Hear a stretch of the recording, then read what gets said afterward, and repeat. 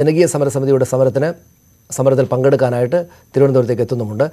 ചോറ്റാനിക്കരയിൽ നിന്ന് Sijo V John ചേരുന്നുണ്ട്. സിജോ, ഇന്നും അവിടെ പ്രതിഷേധം തുടർന്നുവോ? ഇപ്പോഴും ആളുകൾ കൂടി നിൽക്കുകയാണോ? ഇന്നും വലിയ രീതിയിൽ പ്രതിഷേധക്കാർ ഇങ്ങോട്ട് എത്തിക്കൊണ്ടിരിക്കുകയാണ്. രാവിലെ മുതൽ ഈ വീടും സ്ഥലവും ഒക്കെ നഷ്ടപ്പെടുന്ന ആളുകളാണ് വന്നിരുന്നത്. അതിനുശേഷം അവർക്ക് പിന്തുണയുമായി കോൺഗ്രസ് പ്രവർത്തകരും എത്തിയിരിക്കുകയാണ്. കഴിഞ്ഞ 2 ദിവസങ്ങളിലായി വലിയ രീതിയിലുള്ള പ്രതിഷേധം തന്നെയായിരുന്നു ചോറ്റാനിക്കര വേദിയായിരുന്നത്.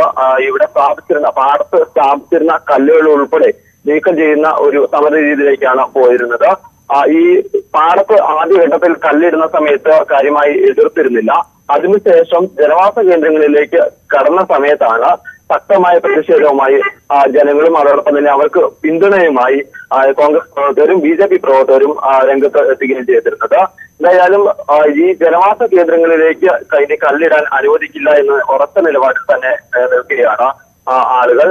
ഈ പാടത്ത് ഇറക്കിയിരിക്കുന്ന കല്ലുകൾ, അത് കഴിഞ്ഞ ദിവസങ്ങളിൽ ഇട്ട കല്ലുകൾ അത് അവിടെ നിന്ന് നീക്കം ചെയ്തിരുന്നു. അത് എടുത്തുകൊണ്ടുപോയി വെള്ളത്തിൽ കളയുന്ന ഒരു സാഹചര്യമാണ് ഉണ്ടായിരുന്നത്. മാത്രമല്ല, ഈ കല്ലുകളുമായിട്ട് വരുന്ന വാഹനം അത് ഈ സ്ഥലത്ത് വെച്ച് തന്നെ തടയുകയാണ്. അതിനുശേഷം ഈ വാഹനത്തിൽ നിന്ന് തന്നെ കല്ല് എടുത്ത് ദൂരേക്ക് കളയാനൊക്കെ ശ്രമിക്കുന്ന ഒരു സാഹചര്യത്തിൽ മാത്രമാണ് പോലീസ് അത് തടയുകയും ആ വാഹനം തിരിച്ചു വിടുന്ന ഒരു സാഹചര്യം ഉണ്ടായിരുന്നു. എന്തായാലും കഴിഞ്ഞ ദിവസങ്ങളിലൊക്കെ മാടപ്പള്ളിയിലൊക്കെ ഉണ്ടായ ശക്തമായ പോലീസിന്റെ ഭാഗത്തുനിന്ന് ശക്തമായ നടപടികൾ ഉണ്ടായിരുന്നു. പക്ഷേ ഇവിടെ ചോറ്റാനിക്കരയിൽ പോലീസ് പരമാവധി സംയമനം പാലിക്കുകയാണ്. കാരണം ഈ കല്ലുകൾ എടുത്ത് കളയാൻ ശ്രമിക്കുന്ന മാത്രമാണ് പോലീസ് അത് തടയുകയും ഈ പ്രതിഷേധക്കാരെ ഇതിൽ നിന്ന് പിന്തിരിയുമെന്ന് പറയുകയും ചെയ്തത്.